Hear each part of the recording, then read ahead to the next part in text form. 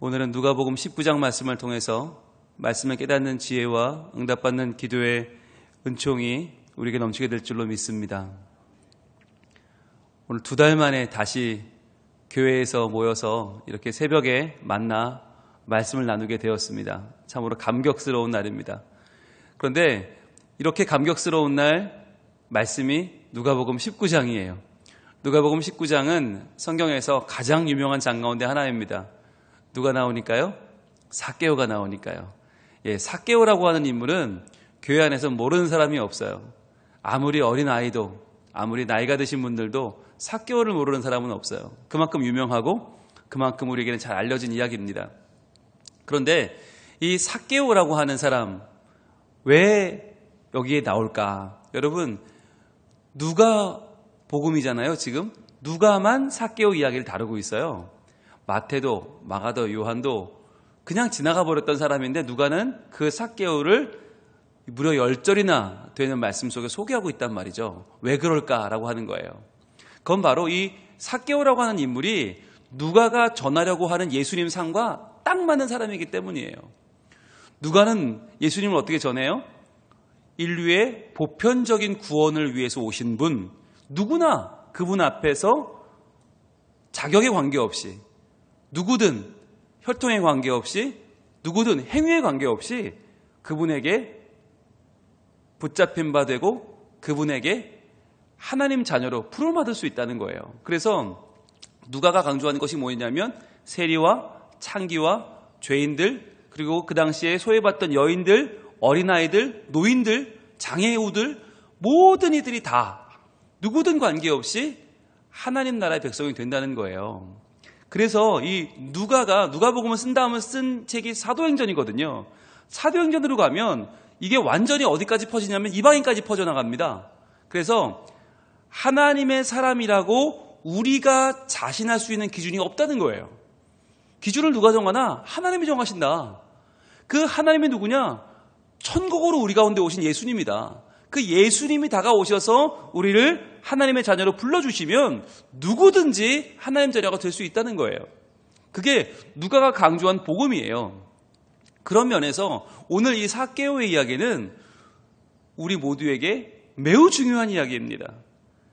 우리 가운데에서 나는 이 정도면 구원받을 수 있어 라고 말할 수 있는 사람은 아무도 없잖아요. 구원이라고 하는 기준 앞에 우리 모두는 무력해요. 너무나 작아요. 그런데 그런 우리들을 보듬어 주시고 불러주시고 감싸주시고 상처를 싸매주시고 다시 한번 십자가 앞으로 불러주시는 분이 바로 예수님이다 라고 하는 거죠. 오늘 1절 말씀 한번 같이 볼까요? 시작. 예수께서 여리고로 들어가 지나가시더라. 이렇게 시작을 합니다. 자, 여리고로 들어가셨다. 이게 왜 중요하냐면 여러분, 예수님은 지도에서 북부 지방 갈릴리에서 사역을 하셨어요. 갈릴리에서. 그런데 그 예수님이 지금 어디로 오셨냐면 남부에 있는 남유다의 예루살렘 바로 옆에 여리고로 오신 거예요. 여리고는 예루살렘으로 들어가는 모든 물자들이 지나가는 통로입니다. 우리로 말하면 만남의 광장이에요. 그래서 이 여리고를 통해서 모든 예루살렘의 물자가 들어가기 때문에 여리고는 굉장한 무역도시고 부자도시입니다. 어마어마한 부자도시예요. 자, 그런데 이 여리고로 예수님이 왜 지나가시나? 여리고를 통해서 어딜 들어가요? 예루살렘은 들어가기 위한 것이죠. 예루살렘에 예수님이 왜 가세요? 십자가 지려고 가시는 거죠.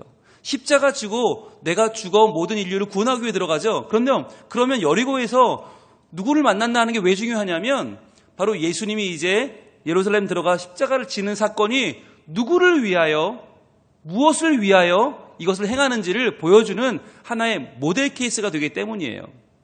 그런데 여리고에서 누굴 만나냐면 우리가 어제 봤던 18장 마지막 부분에 보면 바로 바디메오라고 하는 소경이 나옵니다. 여리고에서 2명 만나는데 한 명은 소경 바디메오고 또 한 명이 오늘 나오는 세리장 삭개오입니다. 그러니까 예수님이 여리고에서 이 2명을 만난 이유는 뭐냐면 이제부터 내가 예루살렘에 들어가면 십자가 지고 죽을 텐데 이것이 누굴 위한 것이냐? 첫 번째는 앞을 보지 못하는 사람을 위한 것이다. 즉 자기의 운명이 어떻게 될지도 모르고 그저 오늘을 급급하게 살아가는 우리들에게, 마치 눈이 가려진 우리들에게, 앞을 보지 못하는 우리들에게 미래를 열어 보여주시는, 천국을 보여주시는 예수 그리스도의 구원의 역사가 바로 십자가라는 거예요. 그리고 또 하나는 삭개오의 이야기입니다. 바로 오늘 이 삭개오의 이야기가 바로 예수님이 십자가 지시는 이유다라고 하는 거예요. 자, 그러면 이 무역도시 여리고에 누가 있었나? 2절, 삭개오라 이름하는 자가 있으니 세리장이요 또한 부자라 그랬어요. 자, 여러분 세리장 우리가 잘 알고 있죠. 세리 중에도 우두머리예요. 근데 세리가 이 당시에 로마가 이스라엘에게 유대인에게 주던 직접세와 간접세 중에서 직접세는 직접 걷어갔어요. 근데 간접세는 세리를 세워서 그 세리가 입찰 형식으로 들어와서 중간에서 이제 로마에 세금 바치는 일을 했는데, 그러다 보니까 중간에 입찰하면서 낸 돈이 상당하거든요. 그 상당한 돈을 뽑아야 되잖아요. 그러니까 세리장들은 정말 대놓고 도둑질을 하는 거예요. 사람들한테 10량 거둘 거 20량, 30량씩 걷어서 자기 배를 채우던. 그러니까 이 당시에 세리와 창기가 왜 그렇게 손가락질을 받았냐? 창기는 간음하지 말라는 율법을 어겼기 때문이고, 세리는 도둑질하지 말라는 계명을 어겼기 때문이에요. 대놓고 어겨요. 대놓고 도둑질을 해요. 그러니까 세리장은 사람들에게 아주 손가락질 당하던 직업이었는데 중요한 게 뭐냐? 삭개오라는 이름이에요. 여러분, 이름을 지을 때 부모님이 어떤 마음으로 짓죠? 될 대로 되라 하고 짓습니까? 아니죠. 기대와 소망을 가지고 짓습니다. 자, 부모님이 삭개오의 이름을 뭐라고 지었나? 삭개오란 뜻이 뭐냐? 순결한이에요. 결백한이에요. 깨끗한이에요. 즉 삭개오란 이름은 순결하고 깨끗하고 고결한 사람이 되어라 라고 지어준 이름이란 말이죠. 그런데 그렇게 기대를 가지고 지은 순결이라는 이름을 가진 삭개오가 왜 세리장이 되었을까? 그것도 여리고라고 하는 가장 치열한 지역, 아마 경쟁이 어마어마했을 거예요. 부자 지역이니까. 여기에 세리장이 될 정도로 그는 어떻게 이렇게 살게 되었는가, 우리가 생각하지 않을 수가 없죠. 주석가 바클레이라고 하는 사람이 뭐라고 했냐면, 이 당시에 삭개오라고 하는 인물이 어떻게 설명될 수 있는가? 내일의 만족을 위해서 오늘의 정직을 포기한 사람이라고 했어요. 자, 내일의 만족을 위해서 오늘의 정직을 포기한 사람. 여러분, 이게 누구 같으세요? 우리예요, 우리. 이게 우리들이에요.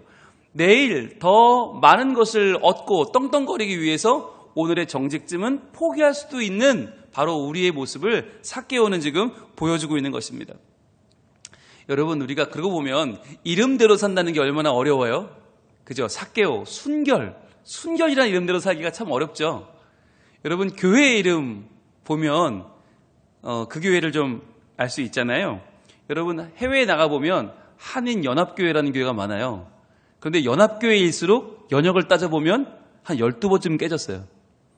한 10번, 12번, 뭐 20번쯤 깨져서 다시 만난 교회가 이름이 연합교회예요.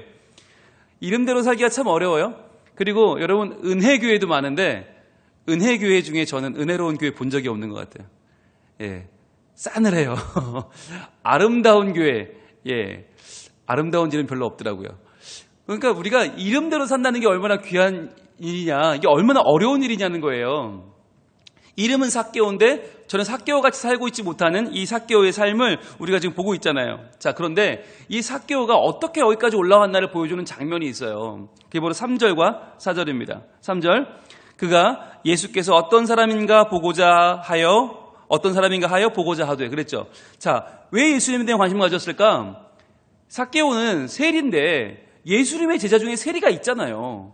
또 예수님 별명이 뭐냐? 세리의 친구예요. 그러니까 어떻게 보면 이렇게 하나님의 아들이라는 사람이 나 같은 세리를 제자로 두고 세리의 친구가 되었을까 궁금했겠죠. 자, 그런데 그에게는 결정적인 장애가 있었죠. 바로 키가 작고라고 하는 거예요. 키가 작고 사람이 많아 할 수 없어. 자, 키가 작다. 여기 키가 작다는 말이 미크로스라는 말인데, 미크로스에서 뭐가 나왔냐? 마이크로가 나왔어요. 마이크로.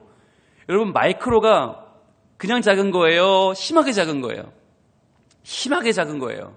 마이크로는 심하게 작다. 그러니까 여기서 말하는 마이크로는 장애가 있다는 뜻이에요. 일반적으로 남보다 키가 조금 작은 편이 아니라 너무 작아서 이건 정말 잘못된 거예요. 이건 문제가 있는 거예요. 자, 그런데 이랬던 사람이 어떻게 해요? 4절, 앞으로 달려가서 보기 위하여 돌무화과 나무에 올라가니 이는 예수께서 그리로 지나가게 되미로라 그랬어요. 자, 보세요. 달려가서 돌무화과 나무로 올라간다고 그랬죠. 이 돌무화과 나무가 옛날엔 뽕나무라고 했던 그 나무예요. 자, 그런데 이 사람은 키가 작다고 하는 자기의 아주 결정적인 장애를 극복하기 위해서 어떻게 살았어요? 지금까지 달려가는 삶을 살았어요. 남들이 걸어갈 때 난 뛰어갔어요. 왜냐면 난 키가 작으니까, 보폭이 작으니까 억지로 달려서라도 내가 남보다 더 앞서가려고 노력했던 사람이고, 내가 남보다 키가 작아? 그럼 올라가면 되잖아. 그리고는 열심히 나무를 타고 올라갔던 사람이죠. 즉 어떻게든 내 힘으로 내 장애를 이겨보려고 노력한 사람이죠. 내 노력과 내 공로로 뭔가 더 올라오려고 여기까지 올라온 사람이 바로 삭개오의 모습이라는 거예요. 여러분, 삭개오가 태어났을 때 그에 대해 순결한 삶을 기대했던, 결백한 삶을 기대했던 부모님이 보실 때 얼마나 놀랐을까요? 애가 장애가 있어요. 애가 키가 안 커요. 그러니까 여러분, 부모라는 사람들이 애를 키우면서 점점점 사랑하게 되고 점점 아이의 기대가 되고 점점 이 아이를 잘 받아줘야 되는데, 애가 장애가 있으니까 이 당시 장애인은 지금과 달라요. 지금은 아픈 손가락이잖아요. 더 사랑받잖아요. 이때는 아니에요. 이때 장애인은 누구냐? 저주받고 태어난 아기였어요. 그러니까 그 아이를 데리고 다니면 남들이 다 욕해요. 아, 부모가 죄인이구나. 그래서 저런 아이 낳았구나. 손가락질 받던 시대예요. 그러니까 부모가 아이를 데리고 공개를 안 해줬을 거예요. 사랑도 안 해줬을 거예요. 보면서 짜증을 냈을 거예요. 보면서 한탄을 하고 눈물을 흘리고, 어머니는 이 아이가 인생 최고의 오점이었을 거예요. 그러니까 이 삭개오가 어땠겠어요? 마음이 얼마나 상처가 됐겠어요? 게다가 여러분, 장애인이라고 하는 게 이 당시에 왜 문제가 되느냐? 하나님께 예배하러 성전에 들어가는데 장애인은 들어갈 수가 없었어요. 그러니까 참 지금으로 말하면 말도 안 되는 시대죠. 장애인이면 성전에 들어갈 수 없어. 예배할 수 없어. 하나님 앞에 나갈 수 없는 거예요. 그는 아브라함의 자손이 아니라고 손가락질 받던 사람이었던 거예요.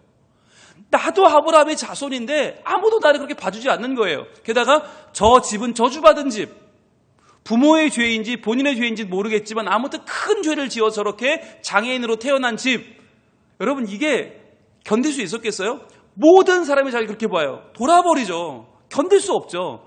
이것을 이겨내기 위해서 그는 어떻게 했을까? 바로 남보다 더 공부하고 남보다 더 악착같이 더 열심히, 그러나 더 악랄하게 해서 내가 본때를 보여주마. 내가 니들 복수할 거야.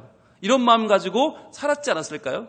그래서 그가 수많은 직업 가운데 세리를 택해서 로마의 편에 서서 동족의 피를 빨아먹는 흡혈귀가 되었던 것이죠. 그는 이렇게 험악한 세상을 살았어요. 자, 그런데 세리가 되니까 어떻게 해요? 사람들의 눈은 더 싸늘하고 사람들은 더 그를 증오했겠죠. 역시 저주받은 인생.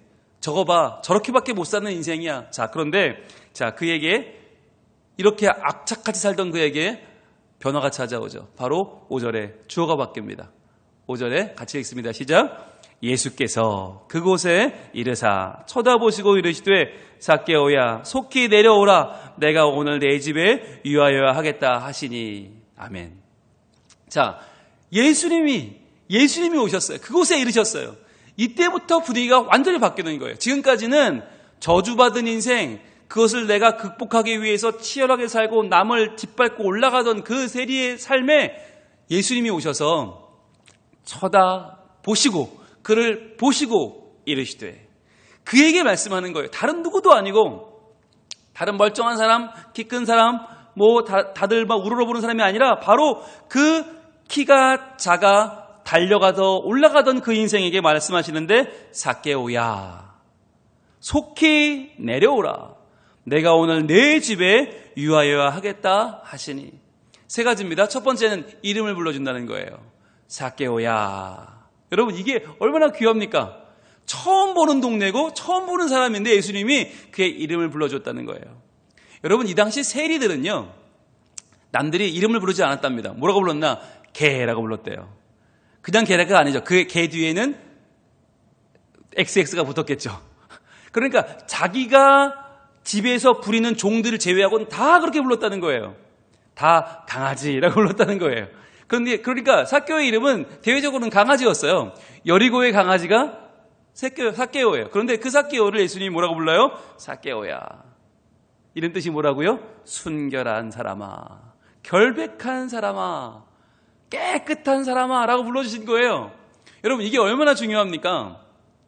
제가 어제 아파트 산책을 하다가 저희 교회 아이들을 만났어요.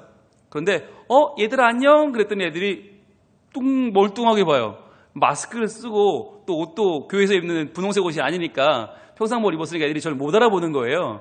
부모님들도 저 사람 누구지? 하는 표정을 저를 보시는데 제가 마스크를 조금 내리고 성민아, 성원아, 잘 있었어? 분홍 목사님이야. 안녕. 그랬더니 애들이 얼굴이 확 펴요. 그러면서 부모님도 얼굴이 확 피면서 어머나 목사님 안녕하세요. 잘 지내셨어요? 그렇게 인사를 했어요. 여러분 그냥 얘들아 안녕 하면 저 사람 누구야? 이렇게 보는데 성원아, 성민아, 목사님이야. 그러면 아이들이 얼굴이 확 펴요. 이게 뭐냐면 이름을 불러준다는 게 그만큼 중요한 거예요. 이름을 부른다. 왜? 나를 안다는 거고 잘못 본 게 아니고 나를 위해 이분이 여기를 왔다는 거잖아요. 이게 얼마나 귀해요. 삭개오야. 여러분 성경에는요 중요한 포인트에 하나님의 이름을 불러주십니다. 여러분 우리가 이 이름을 부른다고 하는 것이 나를 향한 하나님의 은총이고 나를 향한 하나님의 부르심이에요. 그래서 여러분 기도하다가 나를 부르시는 주님을 만나는 게 얼마나 귀한지 몰라요. 여러분 기도할 때 나를 불러주시는 주님을 꼭 만날 수 있기를 바랍니다. 모세도 모세야 그가 호렙산에서 예수님 만날 때 주님 만날 때 하나님께서 모세야 부르셨잖아요. 사울도 마찬가지죠. 사울도 다메섹 도상에서 사울아 왜 나를 핍박하느냐 이름을 부르시는 주님이에요. 자 부르신 다음에 어떻게 해요? 속히 내려오라.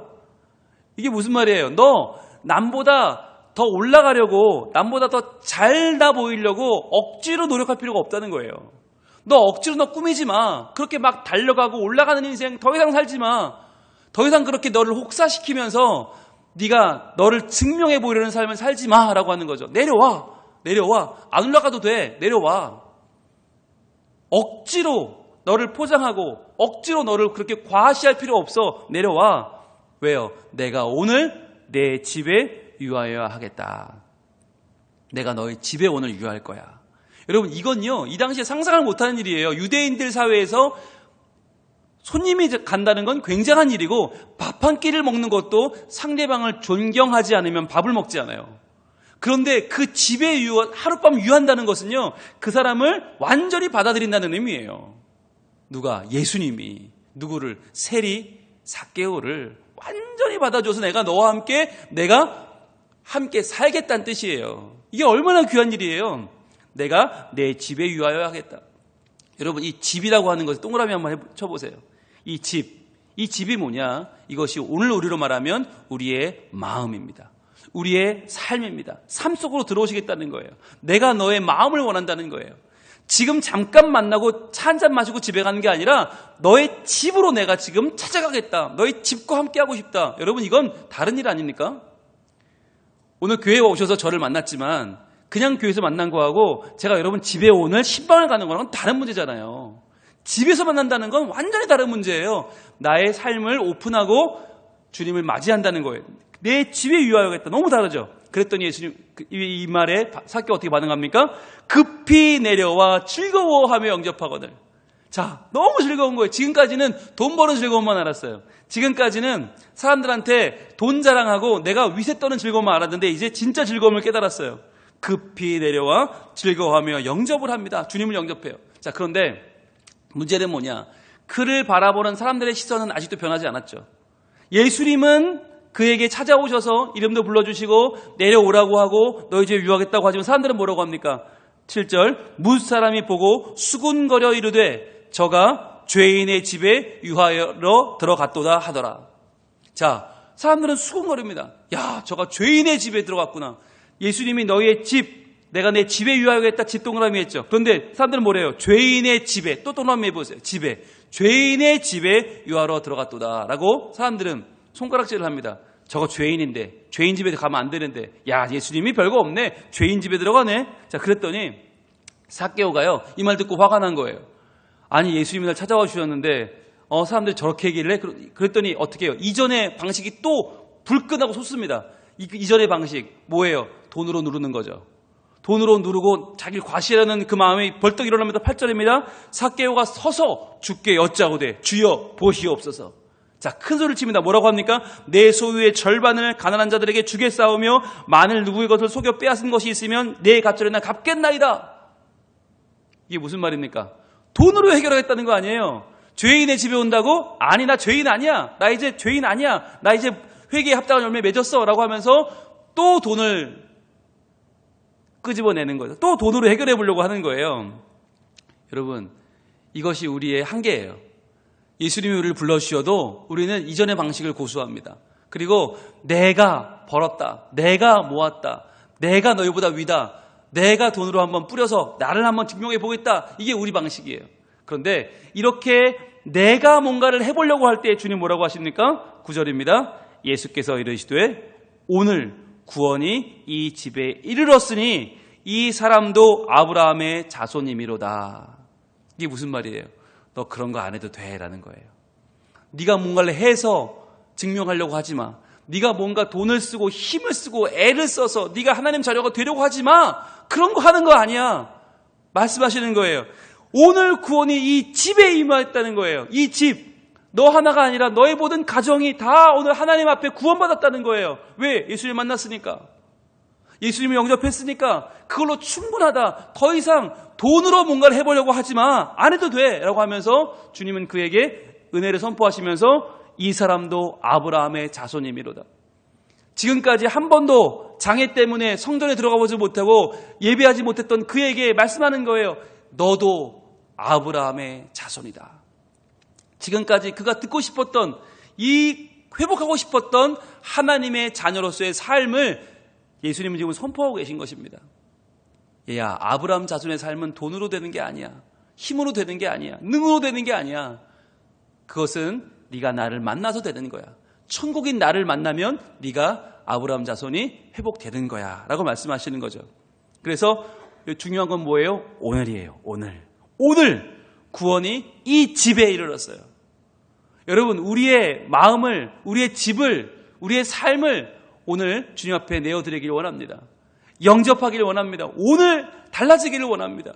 지금까지는 내가 좋은 차 타고 좋은 집 살고 좋은 직장, 좋은 학교, 좋은 뭔가 외형으로 보여주려고 살았다면 이제는 그거 다 내려놓고 오늘부터 우리의 집은 오직 예수님이 찾아오셔서 예수님이 주인 되시는 그 집이 되길 소망합니다.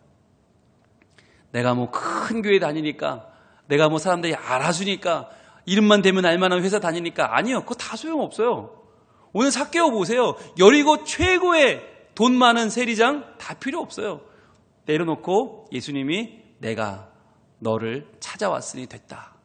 다 내려놓고 너 나랑 같이 이제 나와 함께 하나님 백성 되지 않을래? 라고 말씀하는 거예요. 그러면서 말씀하시길 10절입니다. 오늘의 주제죠. 같이 읽습니다. 시작. 인자가 온 것은 잃어버린 자를 찾아 구원하려 함이니라. 아멘. 내가 왜 왔는 줄 아니? 나는 잃어버린 자를 위해서 왔어. 돈 많은 자 위에 온 거 아니고 힘있고 군림하는 자, 남에게 큰소리 떵떵 치는 자 아니고 잃어버린 자를 찾아서 구원하려고 왔어. 너 누군지 아니? 너 잃어버린 자야. 돈으로 잃어버렸어. 힘으로 잃어버렸어. 원래 네가 누군지 잃어버렸어. 원래 너는 누군지 아니? 너는 삭개오야. 너는 순결한 사람이고 결백한 사람이고 너는 깨끗한 존재야. 그런데 악으로 깡으로 살다가 너의 인생이 지금 망가져 버렸어. 내가 너의 인생을 회복해 줄 거야 라고 우리 주님 말씀하시는 것입니다. 그래서 우리 주님께서 그 삭개오의 마음을 어루만지시고 지금 하나님의 자녀로 회복시켜주고 계십니다. 오늘 이 말씀이 우리 삶에 와 닿기를 소망합니다. 지금까지 수백 번 들었던 삭개오 설교, 아이고 삭개오 다 알아, 삭개오 지겨워가 아니라 과연 나는 오늘 어떻습니까? 오늘 나는 주님을 만났습니까? 오늘 잃어버린 나의 인생을 주님은 찾아오셨습니까? 그분 앞에 나를 내어드리고 주님 만나기를 원합니다. 그래서 내가 오늘 주님의 감격적인 그 은혜를 체험하고 내가 그 천국 백성 되는 기쁨을 우리 모두 누릴 수 있기를 축복합니다. 기도하겠습니다. 하나님 감사합니다. 다시 한번 교회에 모여서 교회에서 새벽기도회로 만날 수 있는 은혜 주셨으니 감사합니다.